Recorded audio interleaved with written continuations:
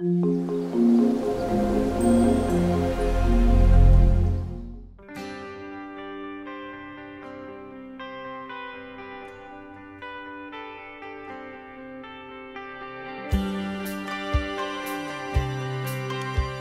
tout le monde, c'est Nat. Je suis ravie de vous retrouver pour la suite du challenge que j'ai beaucoup du mal à tenir parce que je fais énormément de choses, je m'éparpille dans tout un tas de choses différentes. Mon activité, bien entendu, le lancement de mon oracle The Paprika Elephant Oracle Deck. Donc j'ai un peu du mal à suivre tout ça. Vous avez vu que les rubriques n'ont pas encore repris parce que je pense que je vais d'abord finir le challenge avant de reprendre les rubriques guidance du vendredi et les confidences d'Audi et la question du lundi. Question du lundi que j'arrêterai par la suite d'ailleurs. Je vais finir de répondre aux questions qu'il me reste. Et ensuite, je pense que je ferai plutôt de temps à autre quelques vlogs, voilà. Donc, là, on est sur le challenge et on est au jour 4. Quatrième question. Comment est-ce que j'utilise le tarot ? Psychologie, divination, etc. Alors, bon, ce n'est un secret pour personne, surtout pour les gens qui me suivent déjà depuis un moment. Donc moi, j'ai démarré le tarot, les oracles, par la cartomancie en fait. C'est-à-dire que ce qui m'intéressait au départ, c'était les tarots et le petit Lenormand, que j'ai ensuite laissé de côté au profit de certains oracles, dans lesquels je me retrouvais peut-être davantage au niveau des thèmes, etc. Et puis quand le tarot s'est démocratisé et qu'il a changé un petit peu, que j'ai eu accès aux riders, etc., je me suis remise au tarot. Mais j'ai changé ma façon de l'utiliser. Donc au départ, je faisais de la divination pure et simple, de la cartomancie, et je ne me servais des cartes que pour ça en fait, pour faire du prédictif. Aujourd'hui, avec la pratique que j'ai installée au niveau professionnel, je ne fais plus vraiment de cartomancie ou de divination. Alors je ne dis pas qu'il n'y a pas du tout de prédictif parfois, il peut y avoir des informations qui s'avèrent être justes, hein, bien sûr, mais je vais utiliser les cartes, que ce soit le tarot ou les oracles, je mets tout dans le même panier là. Tarot, oracle, le normand, etc. Je vais les utiliser surtout comme des outils de psychologie, c'est-à-dire pour travailler avec les personnes qui sont en face de moi ou qui me consultent à distance. Ça sera plus pour établir un peu ce qui leur arrive dans la vie, les épreuves par lesquelles ils sont passés, etc. Moi, ça me permet d'étudier donc un petit peu les personnes et avec le tirage, de leur apporter les meilleurs conseils les plus adaptés à leur situation. Donc, je m'oriente plus vers de la guidance psychologique, du conseil, que de la divination pure et simple. Mais je ne dis pas qu'il n'y a pas des fois des informations qui peuvent se trouver donc dans le tirage et qui ensuite s'avèrent évidemment être justes. Il y a des gens qui me recontactent en disant ce que vous m'aviez dit, c'est en train de se produire, etc. Parce qu'il y a toujours des petits éléments qui peuvent effectivement être déterminés, mais ça va aussi avec le profil de la personne, sa situation, etc. Il y a des choses, les cartes, c'est quelque chose de logique en fait. Les cartes, elles sont logiques, donc elles vont forcément sortir quelque chose qui est approprié en fait, par rapport à la personne, à ses problèmes, à son passé, à son présent. Donc, quelque part, il n'y a pas vraiment de hasard, simplement c'est comme quand des fois vous avez besoin qu'une tierce personne vous dise quelque chose, ben, les cartes elles ont un peu ce pouvoir-là.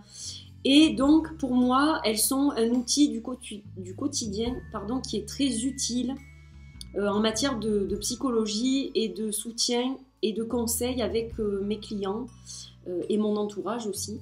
Donc voilà comment j'utilise moi les cartes. Je ne sais pas si c'est très clair pour tout le monde, mais voilà. Après, je n'émets pas de critiques sur la divination et la cartomancie, attention. Hein. Simplement, chacun son métier, je pense. Chacun sa spécialité, quelque part. Voilà, c'est comme un boulanger. On a tous de la farine, on a tous de l'eau, mais on ne fait pas tous le même pain. C'est un peu ça, si vous voulez. Donc voilà, chacun sa spécialité un petit peu. Moi, je vois les choses comme ça aussi. Il y a des gens qui sont très bons en divination et en cartomancie, et c'est leur spécialité. Mais bon, moi, je l'utilise à d'autres fins maintenant. parce que ça va aussi avec le soin. Je prodigue aussi des soins avec le Reiki, avec les cristaux. Je fais des soins énergétiques. Donc, ça va un peu avec l'ensemble, si vous voulez. Voilà, maintenant, c'est vraiment dans ce type de tirage, de guidance que je me sens à l'aise aussi. Voilà, donc ça a changé au fil des années. Ma pratique s'est affinée. Et puis, voilà, j'ai vraiment changé aussi ma façon de penser. J'ai acquis de nouveaux outils que je n'avais pas auparavant, auxquels je n'avais pas accès. Et donc, je pense que c'est tout ça aussi qui a fait que je me retrouve sur le chemin du tarot un peu psychologique, des guidances conseils, etc. Voilà, c'est une suite logique des événements, je dirais. Voilà.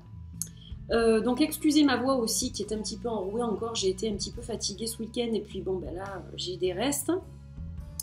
Mais on va continuer avec la question numéro 5. Associer une carte de tarot et une musique. Alors j'aurais voulu faire le tag de notre cher ami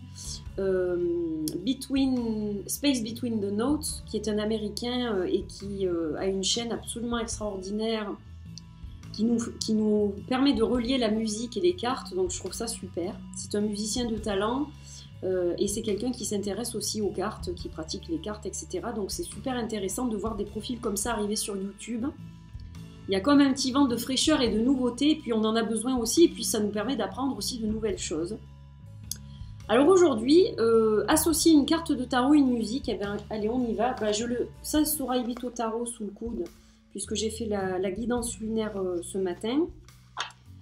Donc, je vais juste chercher la bonne carte et ensuite je vous parle de la musique à laquelle je l'ai associée en fait. Voilà, donc je reviens tout de suite. Alors, me revoilà finalement, j'ai changé de tarot parce que cette carte, la carte du Sasorai Bito ne s'adaptait pas vraiment à ce que j'allais vous dire. Donc, j'ai pris quelque chose de très classique, j'ai pris un Rider. Un magnifique Rider-Waite que j'adore, c'est mon préféré de tout ce que j'ai en Rider, c'est celui-là que je préfère vraiment de tous. Pour son côté vintage, très ancien. Voilà, il est magnifique ce tarot de Lucky Cards. Et donc, à ce fou, j'ai associé une musique de film. Alors, ne pensez pas au film, pour ceux qui l'ont vu. Ça n'a rien à voir avec le film, je me mets là. Ça n'a rien à voir avec le film, c'est simplement la musique, les notes, les sons que j'entends, et ce que ça me procure comme émotion qui me relie au fou. Cette musique, c'est une musique de Georges Delerue, c'est la musique du film Le Mépris, une partie du morceau. Elle est très connue, hein, cette musique. Et donc, quand j'entends cette musique, eh bien, je m'imagine tel le fou, au bord d'une falaise en Irlande, pourquoi pas. Marcher au bord, donc il fait attention parce qu'il y a les cailloux qui tombent et il va peut-être se casser la figure. Il a son baluchon sur l'épaule, voilà, il a l'innocence de la rose blanche, ce soleil éclatant qui l'accompagne, et puis son chien là, qui le met en garde peut-être en lui disant attention, il y a la falaise qui est proche. Cette musique, elle m'inspire pour aller vers vraiment de nouveaux horizons.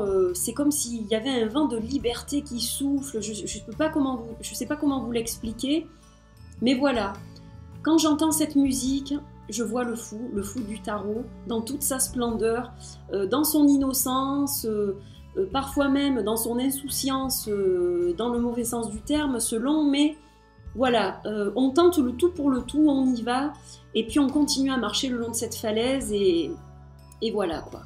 On poursuit son chemin, on essaye de nouvelles choses, on y croit, on s'accroche, voilà. Et donc cette musique vraiment m'inspire et me fait penser à cette carte.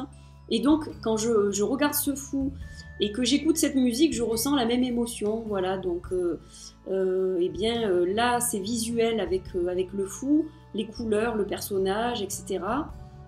Et avec les sons, c'est auditif, mais il s'agit d'émotions aussi en fait. Le lien qu'il y a entre les cartes et la musique, c'est que ces deux choses-là nous provoquent des émotions en fait. Ces deux choses-là peuvent nous soigner, ces deux choses-là peuvent nous faire rêver, nous faire réfléchir. Voilà, c'est basé sur la psychologie et l'émotionnel à la fois, donc voilà, je trouve ça super intéressant. Donc voilà pour la question numéro 5. Donc je vous mettrai le lien de la musique en barre d'infos pour que vous puissiez l'écouter, pour ceux qui ne voient pas de quoi je parle. Et puis ceux qui veulent la réécouter, elle est magnifique, donc voilà. Et eh bien, je vais arrêter là. Je vais faire une autre vidéo pour les questions 6 et 7. Donc je vais m'arrêter là pour celle-ci et je reviens pour une prochaine très rapidement. Voilà, je vous fais de gros bisous. Portez-vous bien et puis à plus tard pour une autre vidéo. Bye bye!